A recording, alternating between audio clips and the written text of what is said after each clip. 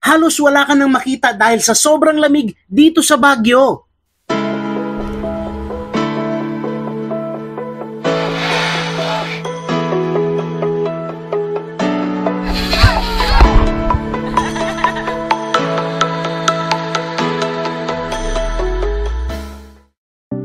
Nagsimula ang araw namin sa airport. Kasama ko ngayon si Harry Clint Channel at papunta kami sa Manila. Ice cream, yummy. Walang kaalam-alam si Harry Clint na meron pala kaming sorpresa para sa kanya. Bubudulin natin siya. Ang sabi ko lang kay Harry, meron kaming kamit na mga sikat na vloggers sa Manila.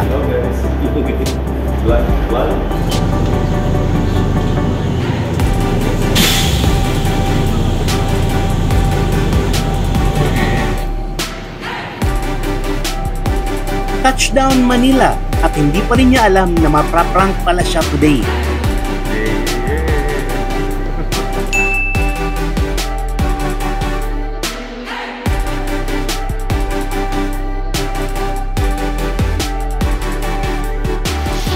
Ayan na guys, oh.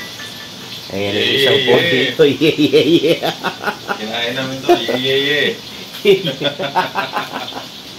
Ito guys, luto kami ng chorizo de Cebu. Lami ka na guys, grabe ka na lami pa na si mong ex. At syempre, nagluto din ako ng garlic rice. Tara na, budulin na natin si Harry. Kumuha kami ng grab car papuntang Bacoor, Cavite para i-meet yung mga sikat na vloggers. At eto na nga. Pasa na kung ba ng hello po. Good morning, sir. Good morning, sir.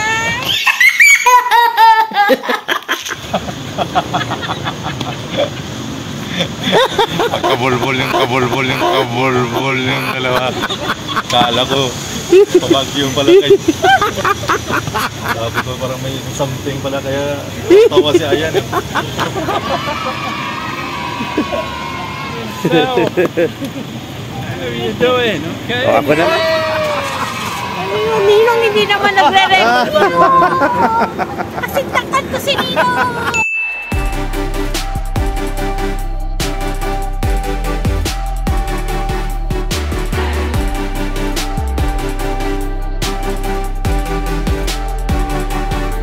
After our quick meetup, dire-diretso na kami papuntang Baguio. My last Baguio trip was more than 20 years ago at wala na talaga akong maalala sa pinuntahan namin noon. Medyo malayo talaga ang Baguio but sabi nila, it's all worth it.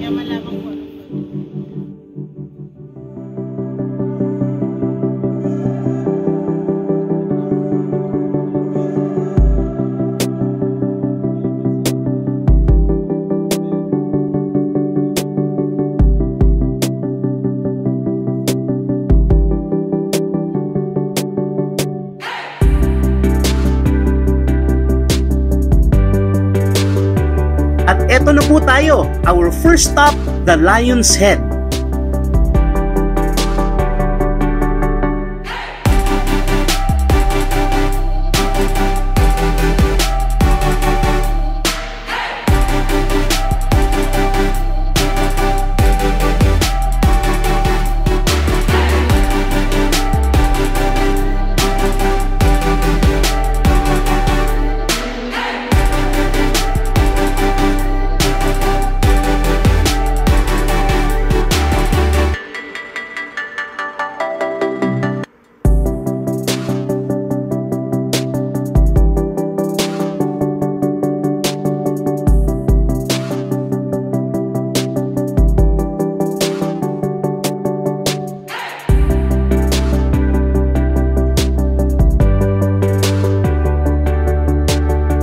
Napakadaming turista dito sa Lion's Head at meron din nagbebenta ng ubi hopya at strawberry taho.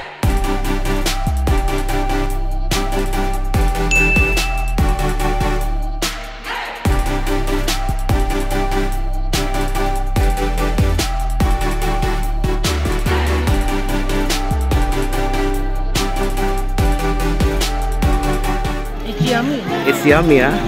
Kaya try natin daw. Sige, try mo. It's yummy. Ice cream, yummy.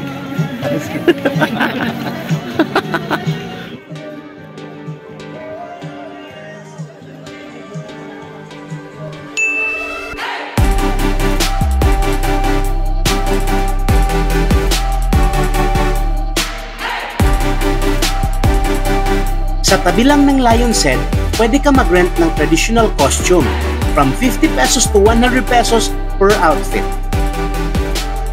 Papalipasin ba natin to na hindi tayo magko-costume? Syempre naman! For the pictures, for the views! Yeah, yeah, yeah!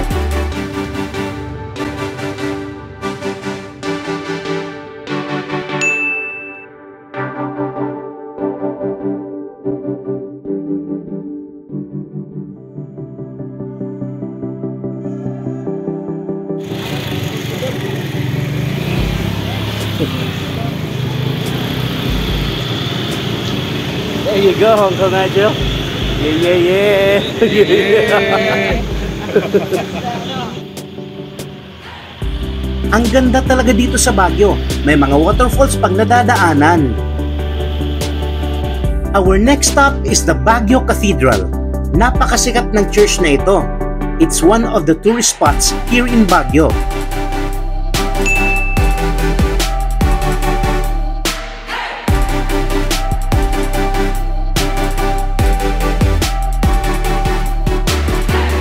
Malapit na magtanghalian at syempre nagutom kami, so we are going to eat at Good Taste Restaurant. Pinipilahan po dito kasi napakasikat po. Bukas sila 24 hours. At eto na po ang mga in-order namin. Ako po ay gutom na. Yeah, yeah, yeah!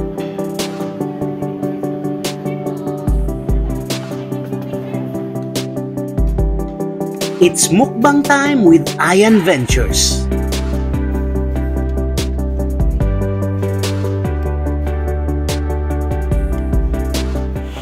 Alright guys, so we are now here sa room namin. Ang mga room Tagalog, taginam ta diri sa Baguio. Yeah. So we are now here sa room namin guys. Ay, kasama ko si Harry Clint. Papakita ko yung room. Ayan, tignan nyo guys, yan yung bed namin. Tingnan mo, laki oh. Napakalaki. Tapos may ano kami, may electric fan. May electric fan namin, ang buga. Ang buga parang aircon. Sobrang lamig. Yung buga niya parang aircon kasi nga, nasa Baguio tayo. Yung hangin sa labas, parang aircon talaga. Ang lamig-lamig, grabe. Let's go, yeah, yeah, yeah! Our next stop is Burnham Park. Dito po, maraming bikes for rent. Pwede po pang isahan, pwede pang dalawahan, pwede pang apat.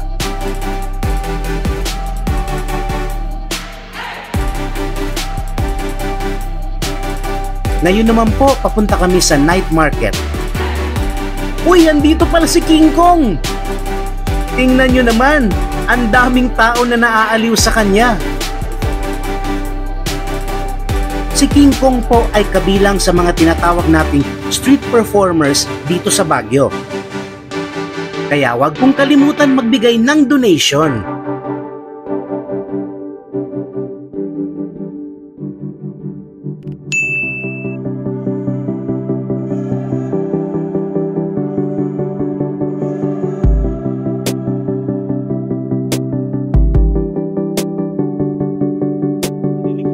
And here we are sa night market. Tingnan nyo po, napakadaming tao.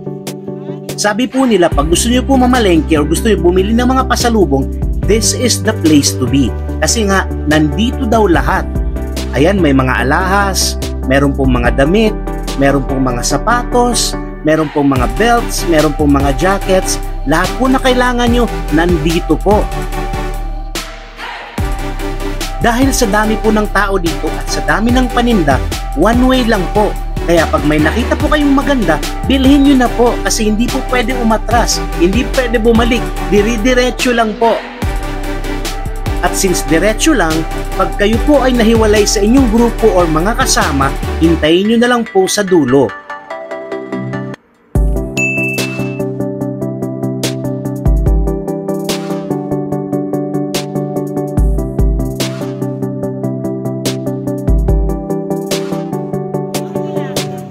finally, nandito na po tayo sa Night Market Food Park. Marami pa rin pong tao, tingnan nyo. Napakadaming nagbebenta ng pagkain, napakadaming turista at kami po ngayon ay hahanap na kung saan tayo pwede maglafang. Nagustuhan po namin itong cheese sweet corn kaya po pila agad. Madami pong pagkain dito. May shawarma, may barbecue, may mga kakanin, may mga fried foods, and may balot. At dito ko lang po natikman ang tinatawag nila na tanghulo. Ito po ay fruits coated with sugar candy. Ilonggo sa Ilonggo. Ah, Ilonggo?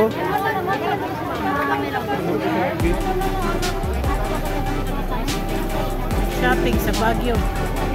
Tapos yung mga galawan ng shopping. Tapos balot. Ano? Tapos ano sabi niya, Oh, Iloilo siya, oh, yung pala nasa shopping. Baguio. Tapos asin. Ninong Rai to eh, galing. This one, Ninong Rai. Ninong Rai. Cheers tayo, balot.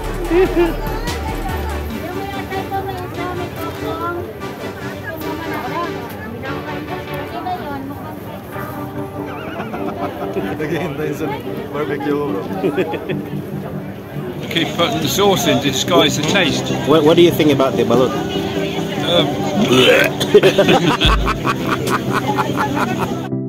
Ngayon naman ay busog na kami, dito naman tayo sa desserts. At nakita po namin itong espesyal na puto bongbong. Super special po siya kasi may coconut, may butter, at maraming cheese. Bago po tayo magpatuloy, let's give a big shout out to Crazy Baking Girl, Cozy in the Country, Ellie in Japan, Getting Lost with Jess, Harry Clint Channel, Jonah Sanchez Vlog, Jonah Ponce Vlog, JRTV Vlog, Regina RJ,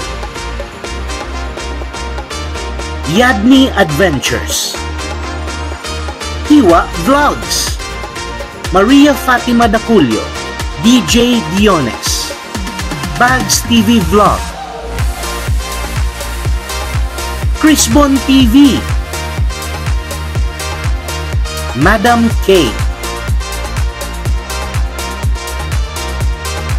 Mademoiselle Belle TV Shella, Miss Labobo Impacho, Papa Jason AYT, Papa Vic, and Ralsy. Abangan niyo po ang part 2 ng vlog na ito. Thank you so much for watching. See you again next time. Stay awesome and yeah!